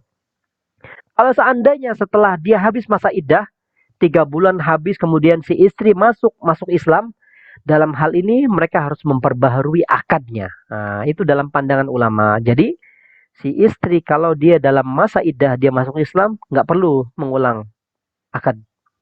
Kalau dia sudah habis masa iddah 3 bulan, 3 quru, 3 suci, 3 haid, maka dia harus mengulangi akad, memperbaharui akad nikahnya. Itu pandangan ulama ya. Tapi kalau ternyata yang masuk Islam duluan istrinya, nah, si istri masuk Islam duluan, dapat hidayah. Status pernikahannya menjadi batal. Kalau ternyata suaminya nanti menyusul masuk Islam, maka mereka wajib mengulangi akad nikah keduanya. Ya. Jadi kalau istrinya masuk Islam duluan, kemudian nikah itu mereka nikah yang batal. Ya. Sekarang kita lanjut ke pertanyaan yang kedua. Menikahi wanita hamil di luar nikah, apakah sah ya Ustadz? Nah, ini pertanyaan yang sering diusungkan kepada saya. Wanita hamil dinikahi, apakah sah? Lihat sini. Perempuan yang hamil di luar nikah itu berbeda dengan wanita hamil di masa iddah. Beda. Ini sering kali membuat masalah para ustadz lah ya, para ustadz, para penceramah atau para siapa lah ya. Jadi hamil itu di luar nikah dengan hamil di masa idah itu nggak sama, beda. Atau hamil ditinggal ditinggal mati suaminya, maka ini nggak sama hukumnya. Ya, saya katakan tadi. Untuk mereka hamil di dalam masa idah atau ditinggal mati suaminya, pernikahan mereka kalau datang laki-laki lain sebelum habis masa idahnya, pernikahannya tidak sah. Ya, dia masih hamil. Masa idahnya dia belum selesai. Datang laki-laki, maka laki-laki yang mendatangnya itu mau menikahinya tidak sah nikahnya. Maka boleh menikah kapan? Bila setelah melahirkan atau habis masa nifasnya, baru dia boleh menikahi wanita tersebut. Ya, sedangkan wanita yang hamil di luar nikah, maksudnya wanita-wanita yang hamil, mohon maaf, karena zina, dia tidak memiliki masa idah. Lihat, tuh, lihat. Wanita yang hamil di luar nikah, wanita itu tidak mempunyai masa idah. Karena masa idah itu, tuan-tuan, jamaah sekalian, Bapak Ibu, wanita yang memiliki masa idah itu orang yang menikah secara sah dan secara syar'i. Itu ya. Jadi wanita yang memiliki masa idah itu adalah orang yang menikah secara sah dan syar'i. Wanita hamil di luar nikah karena zina, dia tidak memiliki masa idah. Tuh, jelas ya. Jadi pernikahan perempuan hamil gimana itu Ustaz? Hukumnya? Di sini dihukumi tetap sah. Walaupun ada perbedaan pendapat dari empat mazhab ini, ada yang mengatakan tidak sah, harus nunggu hamil lahir dulu. Tapi dalam mazhab Syafi'i dikatakan Imam An-Nawawi juga, beliau mengatakan bahwa seorang pria menikahi wanita yang hamil karena zina, maka akad nikahnya secara qat'i sah. Menurut pendapat yang paling sahih menurut jumhur Syafi'iyah. Begitu ya. Jadi begitulah pembahasan uraian kita pada kali ini. Semoga kita diberikan manfaat daripada ilmu-ilmu yang ulama berikan kepada kita semuanya, insya Allah. Walhamdulillahi rabbil alamin. Bapak Ibu, insya Allah kita lanjutkan nanti minggu hadapan, ada amanah dari ICAT Dubai. Kita akan membahas 10 hari awal bulan Zulhijjah, amalan yang membuat Allah cinta kepada kita. Jadi nanti kita akan bahas di tanggal 26 Juni. Ini dapat email kita untuk menjelaskan bagaimana keutamaan fadail ashrul awail 10 awal di bulan Zulhijjah itu Allah cinta kepada hamba-hambanya yang menggunakan masa 10 hari ini dengan amal ibadah yang super luar biasa besar sekali pahalanya di sisi Allah Subhanahu wa taala. Semoga kita insya Allah berjaga-jaga ya. Allah itu memberikan keutamaan kepada umat Nabi Muhammad, saya katakan sebagai bentuk cinta kepada umat Nabi Muhammad. Karena Nabi Muhammad diberikan oleh Allah sebagai hadiah. Allah memberikan hadiah kepada yang dicintai. Sedangkan umat-umat yang terdahulu Allah berikan mereka sebagai sedekah. Para rasul dan para anbiya, para nabi di zaman umat-umat terdahulu itu adalah sedekah. Sedekah itu adalah pemberian Allah kepada mereka yang membutuhkan. Tapi kita sebagai umat Nabi Muhammad tidak butuh, tapi kita diberi oleh Allah hadiah. Masya Allah. Kita butuh Rasulullah, tapi ini hadiah dari Allah. Diberikannya Rasulullah, dijadikannya umat Nabi Muhammad Sallallahu Alaihi Wasallam.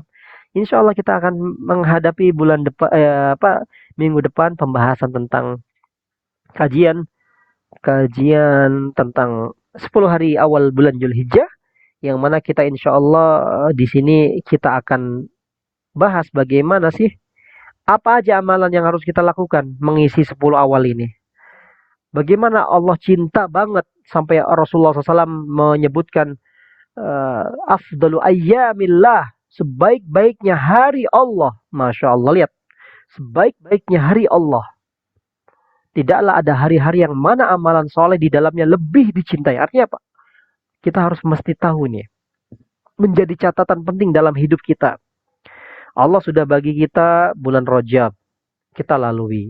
Di situ ada keutamaan-keutamaannya. Puasa Rajab. Ya enggak? Ya.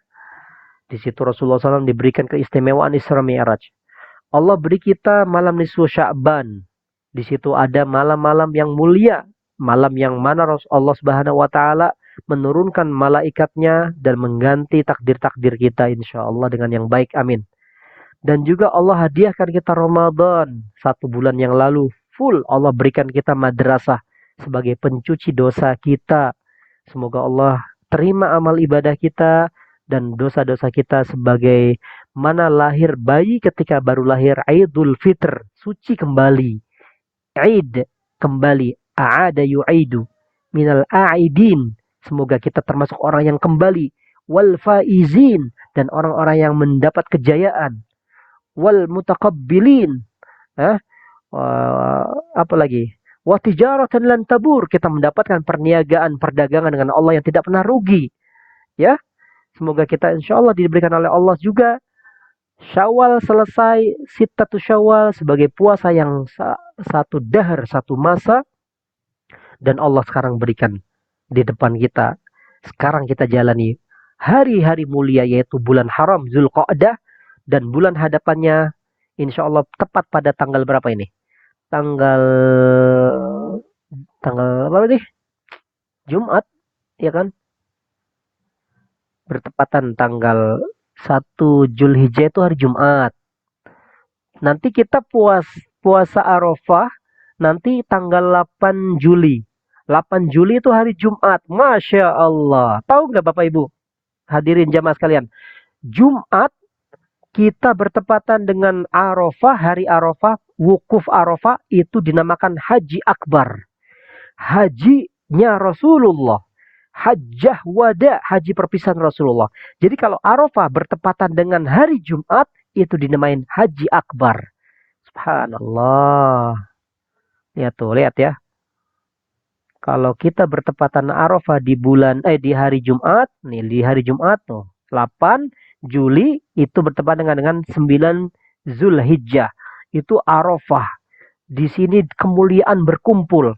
Sayyidul Ayyam, Haji Akbar disebut oleh Rasulullah, disebut dalam surat Al-Quran juga ya kan, Al-Hajjul Akbar. Subhanallah.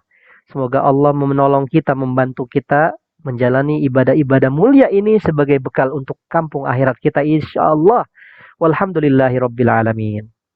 Kita tutup insyaallah tuan-tuan dengan majelis ini dengan renungan doa. Semoga Allah Subhanahu wa taala senantiasa meridhai kita apa yang kita kaji ini. Allah memberikan kita sebuah kalimat yang indah. Allah maja'alna mimman yastami'una al-qawla. Ya Allah, jadikan kita orang yang mendengar ilmu-ilmumu ini fayattabi'una ahsanah. Orang yang mendapatkan hasanah, kebaikan-kebaikan, kita menjalaninya, mengamalkannya, mengaplikasikannya, mengaktualkannya. Insyaallah. Astaghfirullahalazim. Astaghfirullahalazim min dzambil azim wa natubu ilaik li wa liwalidayh. Ya Allah, kami memohon ampun kepadamu ya Allah dari dosa besar maupun dosa kecil untuk kami dan kedua orang tua kami ya Allah. Allahumma astaghfiruka wa natubu ilaik. Allah maghfir lana dunubana ya Allah, ampuni dosa-dosa kami ya Allah. Lakal hamdu hatta tarda. Segala puji bagimu ya Allah sehingga engkau ridho kepada kami. Allahumma lakal hamdu ba'da ridha. Ya Allah, lakal hamdu kalladhi naqul wa khairu mimma naqul. Wa lakal hamdu wa lakal minnah wa lakal fadlu. Bagimu ya Allah keutamaan, bagimu adalah fadilah, bagimu adalah pujian, bagimu adalah puji-pujian yang berhak engkau menerima pujian dari hamba-hamba. Allahumma lakal hamdu mil as-samawati wa mil ard. Segala pujian bagimu ya Allah, sebanyak makhluk-makhluk yang berada di langit dan sebanyak makhluk-makhluk yang berada di bumi. Lakal hamdu mil as-samawati wa mil al-ard wa mil ma syi'ta min syai'in ba'd. Allahumma rabbana lakal hamd. Segala puji bagimu ya Allah. Engkau jadikan sebagai hamba-hambamu kami. Engkau jadikan kami sebagai umat nabimu. Terima kami ya Allah sebagai hamba-hambamu. Jadikan kami hamba-hambamu yang kau cintai ya Allah. Jangan jadikan kami sebagai hamba-hambamu yang kau murkai ya Allah. Allahumma lakal hamdu an ja'altana fi hadzal majlis. Segala puji bagimu ya Allah, kami berterima kasih. Engkau telah hadirkan kami di dalam majlis ini. Majlisnya Rasulullah, majlisnya baginda Nabi Muhammad, majlisnya wasiat Rasulullah, yang mana Rasulullah SAW bersabda, "Idza marartum min riyadil jannah farta'u."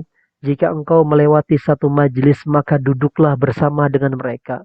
Ini engkau sebut dari Rasulmu sebagai taman di antara taman surga di dunia, ya Allah. Kumpulkan kami di surga Firdausmu yang tinggi, yang mulia, bersama orang-orang yang kami cintai, ya Allah. Bersama istri kami, bersama suami kami, bersama anak-anak kami, bersama zuriat kami, bersama ayah ibu kami. Sebagaimana engkau kumpulkan kami di majlis ini, ya Allah. Kumpulkan kami bersama Rasulullah Sallallahu Alaihi Wasallam sebanyak-banyaknya dengan hamba-hamba yang kau cintai di sekelilingnya. Hamba yang rapat dengan Rasulullah SAW nanti di surga, ya Allah. Izinkan kami menatap, memandang wajahnya Rasulullah Sallallahu Alaihi Wasallam yakzatan wa naman dengan posisi jelas dan maupun dalam keadaan tidak terjaga. Allahumma rabbana akrimna wala tuhinna. Muliakan kami, jangan hinakan kami di dunia ini, ya Allah. Allahumma zidna wala tungqisna. Ya Allah, tambahi lagi rezeki karuniamu kepada kami dan jangan kau kurangi. Allahumma inna nas'aluka imanan la yartad. Ya Allah, berikan kami keimanan yang kokoh, yang kuat, yang tegar, yang tidak dibarengi setelahnya kemurtadan. Na'udzubillah. Wa na'iman la yanfaz wa qurrata 'ainin la tanqati. Berikan kenikmatan darimu, ya Allah, yang tidak pernah terputus dan permata hati yang tidak pernah terkurangi. Wa murafaqatan nabiyina Muhammadin sallallahu alaihi wasallam. Berikan anugerahi kami, ya Allah, kedekatan kami untuk menemani baginda Nabi Muhammad SAW di surga. Wa syauqa ila liqa'ik. Ya Allah, karuniakan kami kerinduan berjumpa denganmu, ya Allah. Wa nazaru ila wajhikal karim. Dan menatap, memandang, melihat, menengok wajahmu yang indah, ya Allah. Allahumma ya Allah, kurniakan kami ketenangan dalam hidup ini, ya Allah. Jaga rumah tangga kami, ya Allah. Alif bainana wa baina azwajina. Ikat kuatkan kecintaan kami antar kami dengan istri-istri kami, dengan anak-anak kami. Bimbing kami kepada jalanmu, ya Allah. Jadikan di dalam rumah sebagai rumah surga. Di dalamnya ketenangan, kedamaian, kesolehan, Al-Quran, zikir yang selalu taat kepadamu di dalamnya. Berikan, ya Allah, keluasan dalam rizki, keluasan dalam hati, keluasan dalam berfikir. Berikan kami, ya Allah, kekuatan dalam menjalani rumah tangga ini, sehingga engkau ridhai kami berdua, sehingga engkau katakan, udkhulu antum wa azwajukum tuhbarun, masuklah kepada surga dengan istrimu diberikan kabar gembira. Allahumma a'inna wa la tu'in alaina. Ya Allah, unsurna wa la tansur alaina. Wardina warda anna. Allahumma ya Allah, berikan kami hablana amalan salihan yuqarribuna ilaik. Amalan yang dapat mendekatkan kepadamu, ya Allah. Berikan kesempatan kami untuk merubah diri, ya Allah, dari yang jauh kepadamu menjadi orang yang rapat kepadamu. Dari hamba yang maksiat kepada hamba yang taat. Dari hamba yang takut menjadi lebih takut lagi kepadamu akan siksa azabmu. Jadikan cinta kepada amal sehingga kami berdisiplin apa-apa yang telah engkau perintahkan kepada kami. Allahumma rabbana a'inna, bantu kami agar kami dapat berzikir kepadamu. A'inna ala zikrika wa syukrika, bantu kami agar kami dapat pandai bersyukur atas nikmat-nikmatmu yang telah engkau berikan setiap detiknya, setiap sekundnya, setiap waktunya. A'inna ala husni ibadatik, bantu kami, ya Allah, agar kami dapat beribadah yang terbaik untukmu, ya Allah. Allahumma rabbana hablana min azwajina wa dzurriyyatina qurrata a'yun. Jadikan istri kami, ya Allah, jadikan suami kami, ya Allah, anak-anak kami, ya Allah, putra-putri kami, ya Allah, permata hati kami, ya Allah, ketika kami memandangnya, mengingatkan kekuasaanmu, dapat mengingatkan dirimu, ya Allah, dapat bertumbuh bersemai cinta. Jaga anak-anak kami ya Allah. Lindungi anak-anak kami ya Allah. Jauhkan dari fitnah dunia, fitnah zaman, fitnah dajjal, fitnah syaitan, fitnah dunia maya. Ya Allah, jauhkan mereka dari afat, bencana, musibah, wabah. Jauhkan kami semuanya dari apa-apa yang makhluk-makhluk yang kau takdirkan buruk kepada kami. Allahumma na'udzubika min jahdil bala wa darkis syaqa wa syamatatil a'da. Allahumma rabbana atina fid dunya hasanah wa fil akhirati hasanah wa qina adzaban nar wa qina adzaban nar wa qina adzaban nar walhamdulillahi rabbil alamin ala niyatil qabul wa taysiril umur. Ya Allah, dengan niatan majelis ini dan doa ini kami haturkan ya Allah, berikan pahala untuk kedua orang tua kami yang telah tiada, lapangkan kuburnya, terangi kuburnya, angkat derajatnya bersama para siddiqin wasyuhada wassalihin, bersama orang-orang yang kau siddiq yang jujur, orang-orang yang para syuhada dan orang-orang yang soleh, aulia salihin. Ulaika rafiqah. Ya Allah, Al-Fatihah. Alhamdulillah Rabbil Alamin Rahman Malik Yawmiddin Iyyaka na'budu wa iyyaka nasta'in ihdinas siratal mustaqim siratal ladzina an'amta 'alaihim ghairil maghdubi 'alaihim waladdallin. Amin amin ya rabbal alamin. Bapak Ibu sekalian, di sini ada amanah dari Ammi Ismail. Masya Allah. Boleh sharing dengan sahabat-sahabat santri pagi hari ini. Pesan almarhum Kiai Ammi Ismail, yang utama adalah haji mabrur, bukan haji akbar. Ya, haji akbar harinya. Haji mabrur itu pesan Rasulullah SAW. Ya, jadi al-hajjul mabrur laisa lahul jaza illal jannah. Ya, kita membahas tentang haji akbar adalah haji yang bertepatan dengan hari Jumat. Itu yang sebagaimana ulama mengatakan. Tapi yang utama daripada hari itu adalah haji mabrur. Syukran Ammi Ismail. Jadi beliau mengingatkan kepada kita di bulan tersebut yang utama adalah diutamakannya sebagai orang yang haji mabrur. Ini bagi orang yang haji. Tapi kita mendapatkan utama yaitu hari Arafah, hari yang bertepatan dengan hari Jumat. Haji mabrur bagi orang yang melaksanakan ibadah haji. Sedangkan kita yang tidak berhaji, kita mendapatkan keutamaan haji akbar. Haji yang mana mereka itu bertepatan dengan hari-hari mulia yaitu hari Arafah, yang mana Allah Subhanahu wa taala dan seluruh para malaikatnya yubahi, Allah berbangga diri, membanggakan para jamaah haji kepada para malaikat. Ya malaikati unzuru, wahai malaikat-malaikatku, lihatlah, tengoklah, tataplah, saksikanlah kepada hamba-hambaku yang datang syu'shan gubron mughabbara, bercompang-camping, penuh berdebu, compang-camping, berkusut, penuh debu, penuh peluh, penuh keringat. Ya'tuna min kulli fajjin amik, datang dari seluruh penjuru dunia. Yang ushidukum, aku bersaksi kepadamu wahai para malaikat, aku mengampuni mereka semua.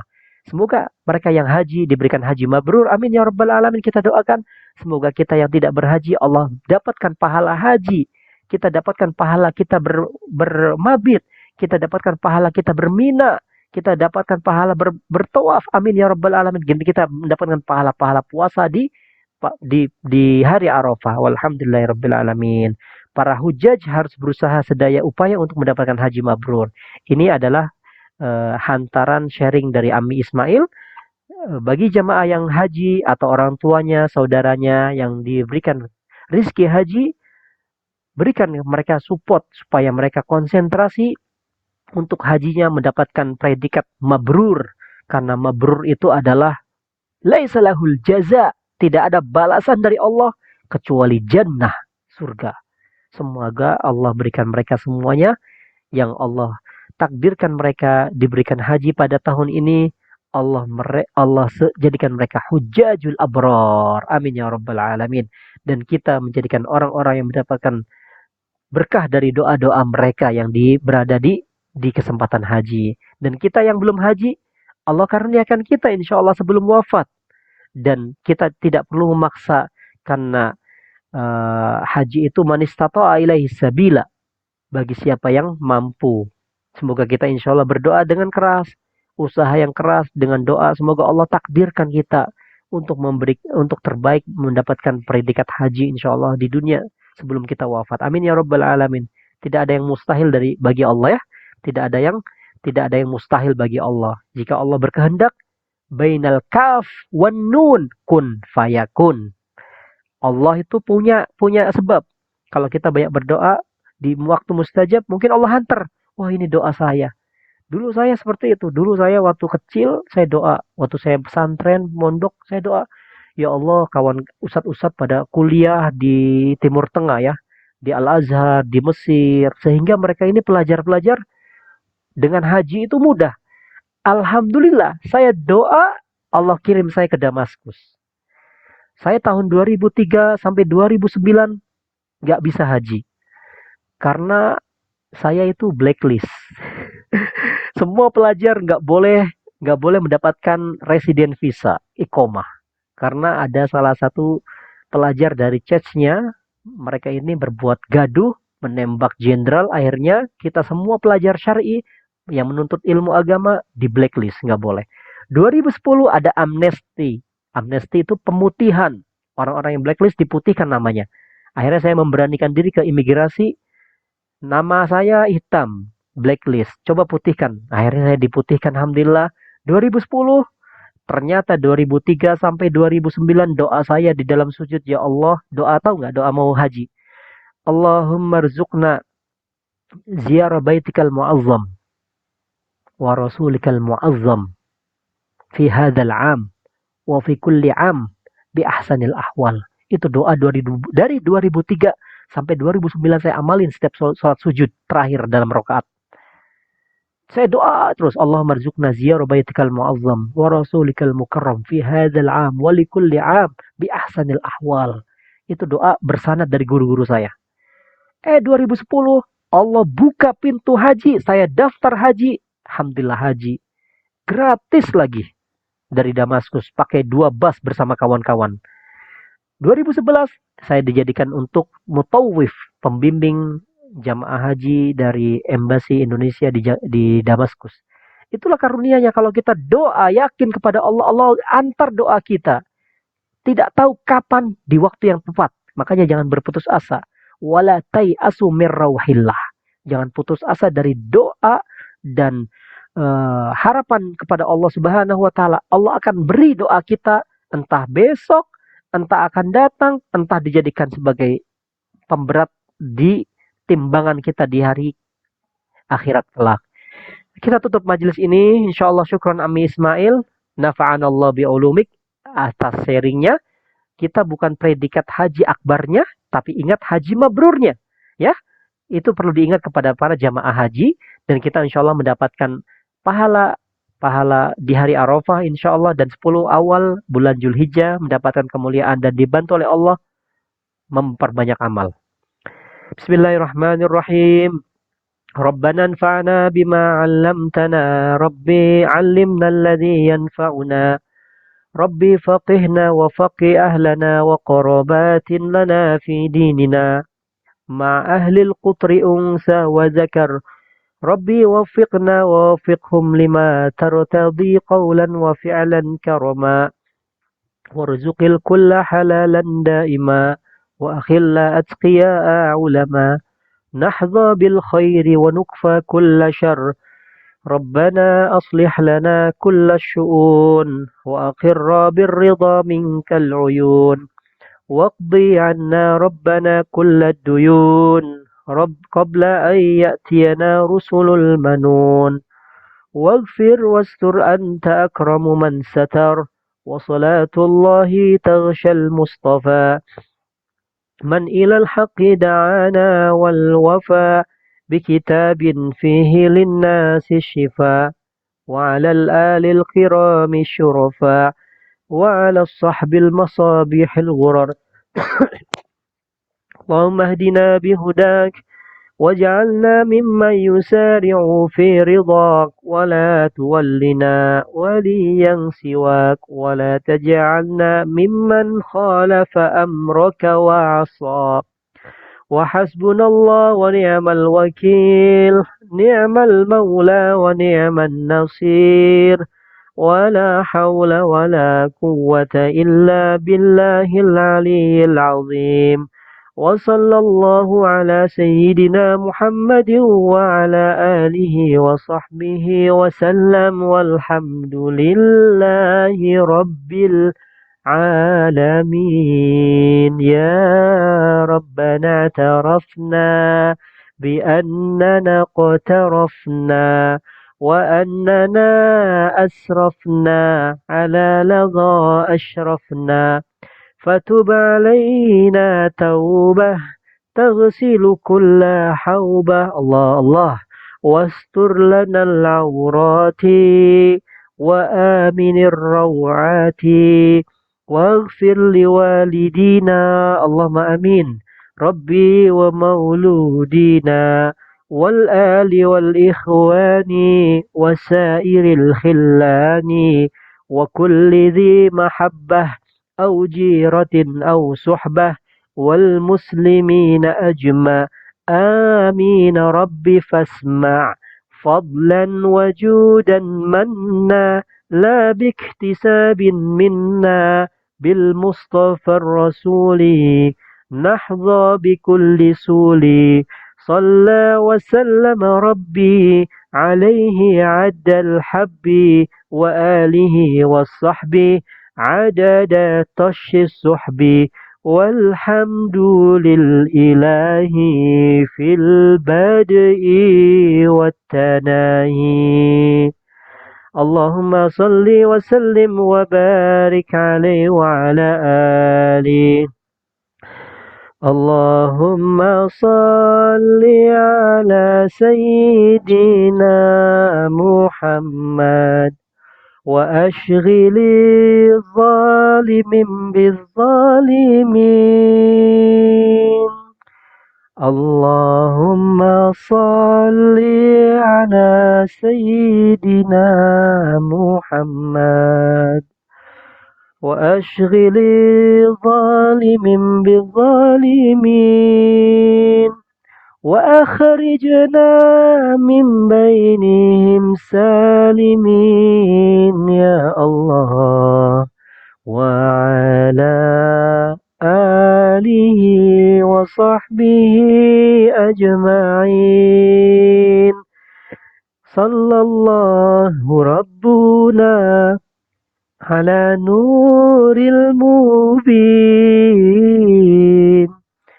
أحمد المصطفى سيد المرسلين وعلى آله وصحبه أجمعين وعلى آله وصحبه وسلم. Terima kasih Bapak Ibu sekalian. Semoga Allah Subhanahu wa taala memberkahi Bapak Ibu dengan keluarganya. Allah jaga selalu dalam ketaatannya, ditambah lagi keimanannya, dimasukkan ketenangan dalam rumah tangganya, diberikan rezeki seluas-luasnya. Amin ya rabbal alamin. Di dunia dan di akhirat Allah berkahi. Astaudiukumullah. Saya titipkan Bapak Ibu hadirin jamaah sekalian. Jumpa lagi insyaallah di hari-hari mulia di hadapan. Wassalamualaikum warahmatullahi wabarakatuh. La ilaha illallah Muhammadun Rasulullah.